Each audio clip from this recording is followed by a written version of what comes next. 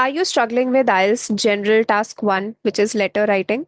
Not sure when to say dear sir or just say hello, or how formal your tone should be? Well, in the next 10 minutes, I'll make sure you never get confused again.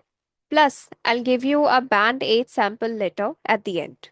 So stay with me and let's begin the session. Introduction to this letter writing. For this, you will get 20 minutes, and the minimum word count that you have to write here is 150. Remember that this is the minimum word count. We do not have any upper limit. So you can stretch it up to 180 words, but try not to exceed this word count. Why? Because if you're writing extra mistakes will be there and you will be losing your marks because of those mistakes. So it is always recommended to not to write extra. Also, because when you're writing extra, you are going to hamper your overall presentation because you will be making your body paragraphs, which will have the explanation, the content, probably the examples as well. So, it is going to hamper your overall presentation when you're writing extra.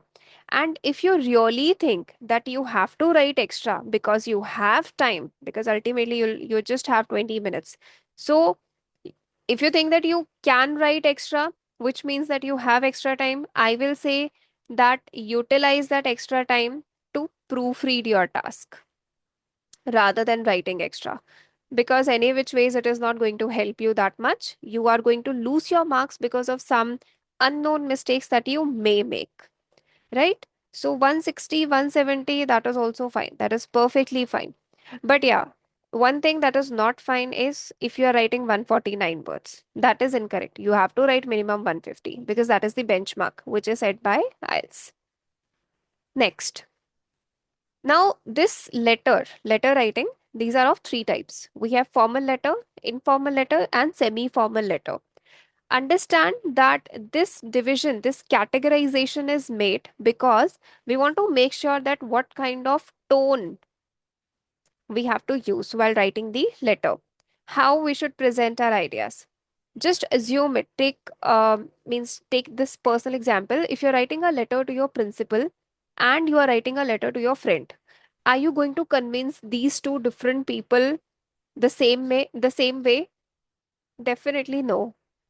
When you're talking to your friend and when you are convincing your friend to go and watch a movie, then your tone and your language, your words, vocabulary, which I mean, so that is going to be extremely different from the way that is going to be used with your principal, let's say, or with your boss. So that is why tone is very important. And this categorization will help you understand that how and what kind of tone you have to use. Another question is how we have to make sure that what tone we are using, how we can get to know about the tone. So the solution is vocabulary. Vocabulary, like if you want to sound more professional, more polite, because professional or polite, which is formal, what is formal? Understand what is formal. Formal means formalities. Formalities means some do's and don'ts. Certain things we have to do, certain things we do not have to do. That is what is called as formalities. That is why when people come to our homes, we say, oh, don't be formal. So the reason is this because there are some do's and don'ts. So in formal letters, also, there are some do's and don'ts. What are they? We have to use certain vocabulary which are formal, like you can say the words like kindly. You should use the words like please. You should use the words like request you. So if I have to make a sentence, I'll say that I request you to please initiate XYZ things. That's how I can sound more professional and at the same time I can sound more polite. Correct? Now, this is not going to be the similar way I'll be writing to my friend. Okay, so this please, kindly, or request, the word request will get eliminated. Of course, we do not have to sound rude, but yeah, the way we are writing our letter, when we are writing to our friend or our boss, or maybe somebody who is neither your friend nor your boss nor your senior, that is going to be slightly different. But yeah, this is important to understand the tone. We'll understand this in detail in the next slides, but tone is very important. Next up, formal letters. How and when you will say that this is a formal letter? Because we have to identify the tone. Okay. So formal letters are those letters when you're writing to someone with whom you have direct accountability or who is your senior. Okay, direct accountability, and that person is your senior. You can also say that you have some sort of reporting. Now, whom we report to? We report to our bosses, we report to our managers. Am I right? And we also have a kind of direct accountability or somebody who is senior to me, that is school principal, college principal, right? Teachers, they are also seniors and we are somewhat accountable to them. So, all these letters are called as formal letters. Right here, the tone should be professional and at the same time respectful. If you're writing a letter to your company, okay, to any authority like municipal corporation or any other authority, newspaper editor, okay, or any distant official, that is going to be formal. You can say formal only and only when you're working with them. And we can say that yes, these are going to be the formal letters. These are some other examples that I've written here. If you're complaining to an organization with whom you are working, that is formal. You are requesting for some kind of information with any authority, that is again formal. And when you are applying for a job or a service, that is again formal. Next up, we have semi-formal letters. Now understand, semi-formal is somewhat in between formal and informal. Something that is neither completely formal, which means you do not have this direct or complete accountability, there is no reporting, and that person is not senior also to you. And at the same time, that person is not your friend as well, right? Neither your friend nor your relative. So, any letter that is neither formal nor informal, that is going to be semi formal letter. What are they? For example, your neighbor. That neighbor may or may not be your friend, right? So, if that neighbor is your friend, they will give the name there. If that neighbor is not your friend, they will not write the name. It means it is semi formal. If name is not there and you are also not inviting your neighbor to your home, to your country, you'll say that this is semi formal letter. Okay, I'll show you the definition of this. So, semi formal letters are those letters when you are writing to someone whom you know but not very well. Okay, so you know that this person exists, right? Like your neighbor, like your colleague, landlord. These all are semi-formal letters. Okay. Also, because you can say that there is no direct accountability. You are not reporting to them. And also, they are not your friends. So these are semi-formal letters. Then the language or the tone should be polite and it can be slightly personal. It's not necessary that you have to be personal, but yeah, it should be polite. Then these are some examples like when you are inviting your colleague to your home or to your country, then if you're requesting a neighbor for a help or explanation to landlord about an issue. These are called as semi-formal letters. These are just the examples, these are just the situations. You can also identify on your own that what is the relation you and the person is sharing. And accordingly, you can divide that if it is going to be formal, semi-formal, or informal letter. At last, we have informal letters. I think it is now self-explanatory. What does it mean? So, semi-informal letters are those letters when you are writing to your friend, family, or your close acquaintance. The tone should be casual and friendly. And the examples are when you're inviting your friend, that is informal letter, you're thanking a relative, or you're sharing news or plans with a friend. These all are called as informal letters. Now, one thing very important, I hope this clarity is given to you now. I mean, you are clear with this idea that what are formal, semi formal, and informal letters. So, one thing I've already explained to you, that is tone, right? Tone. I also used one of the words that is in the beginning, I used the terms like formal. I said formal. We should be formal. Formal means formalities. Formalities means some do's and don'ts. So, when you're writing informal letters, you can use some contractions. Okay, this is, you can say, a tip that I'm writing here. You can use contractions only and only when you are writing informal letter. What are contractions? Contractions like, for example, using the words like can't means using this apostrophe. Can't, don't, haven't. Okay, you can use. I'm not saying overuse it, but at some places you can use it because it is informal letter.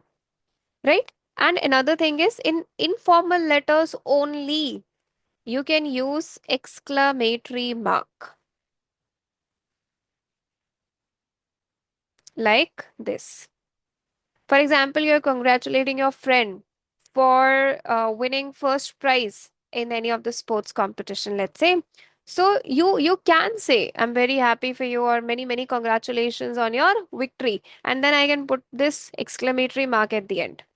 Now, this explanation can only be used in informal letters, and if I'm using this in any other letter, then it will be all wrong, because this exclamatory mark, it shows extreme emotion. That extreme emotion can be for happiness, can be for sadness as well. Okay, I'll make a separate video for this, some kind of tips that you can implement to score better. But right now, just to get this basic understanding of the different kinds of letters, I think this much is clear to all of you, and I'll make a separate video for that.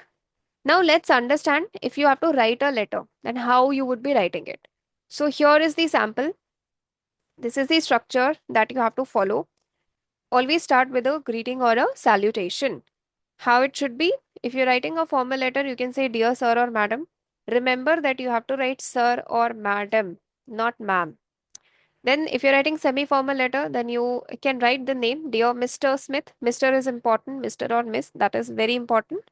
And if the name is given, write it. And if you think that you would be knowing that person, write the name. For example, if you're writing a letter to a colleague, so it is obvious that you would be knowing the name of that person. Correct? So semi-formal, dear Mr. Smith. And informal letter, dear John.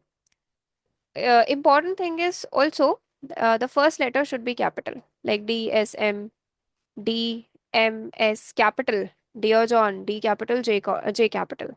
Proper nouns. So it should be capital. Next up, after this introduction, after this general greeting, or you can say salutation, you have to write down the introduction. Introduction means you have to write the purpose of writing the letter. What is the purpose? Why are you writing this letter? So you have to give this in brief. You do not have to write down an essay here. I mean, not that big paragraph. No, in brief. When I say brief, what I mean by that is like 2 to 3 sentences. You can stretch it up to like 4 sentences, but try to keep it short. It is, you can say, similar to the subject that we write while typing an email. Okay, it's very brief, precise, so that the reader, when he reads the introduction, he gets an idea that what this letter is about. Okay, so just 2 to 3 sentences, and you can give the purpose of writing the letter. Maybe you lost something, maybe you found something, maybe you are congratulating somebody. So, whatever it is, write it in brief. You do not have to explain the whole scenario, the whole situation. For that, we have body paragraphs, right? And there's one more thing you can write here, that is called as indirect intro. Indirect intro. What is this indirect intro? It means, let's say I'm writing a letter to a bank manager and I want to tell him that I lost my card, ATM card. So I'll say that I am one of the bank account holders of your, I am one of the account holders of your bank, of your renowned bank, and I'm writing this letter to tell you that I have misplaced my card. And then I can give the details of my card.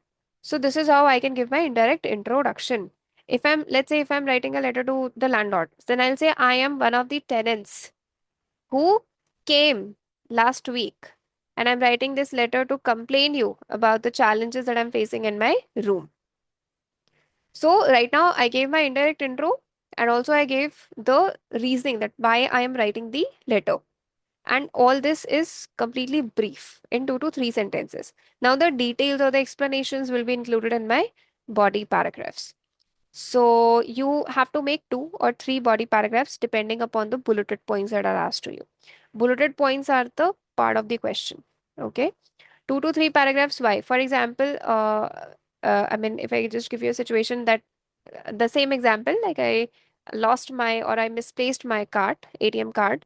So I can, the questions are like what you lost, what happened, okay, how you lost, and let's say what you want the bank to do. Now, these are, I have written here four, otherwise, generally, there are three or two. Three, mainly three. So, it is up to you. You can either make two body paragraphs, which means you can club 2:2, or you can make three body paragraphs depending upon like how you want to write it. But definitely, you have to include all these bulleted points in your letter. You cannot skip any of them. If you are doing so, you will be losing your marks because this is part of the question. Okay, next. Closing. Closing is also important. Now, closing, if it is formal letter, write yours faithfully. If it is semi-formal, then you can write yours sincerely. And if it is informal, write yours truly. Now, if you note here, when we were writing Dear Sir, Madam, these were written, the first letters were capital. But when we are closing it, we are writing Y capital F small, Y capital S small, Y capital T small. And you have to put a comma at the end. This is also important. In the greetings also we put comma. In closing also we have to put a comma, right? Just to bring that uniformity, you can say. And after this, you will write at the end the name. Let's say my name is Jaya, so I will write here Jaya. So I will write my complete name, Jaya Upadhyay. And that's how you can write down the letter. Okay, I hope it is clear to all of you. Now, why this name is written at the end and not here, indirect intro? I'm saying indirect intro because we'll be writing name at one, I mean, at one place only. It's not necessary to write it everywhere.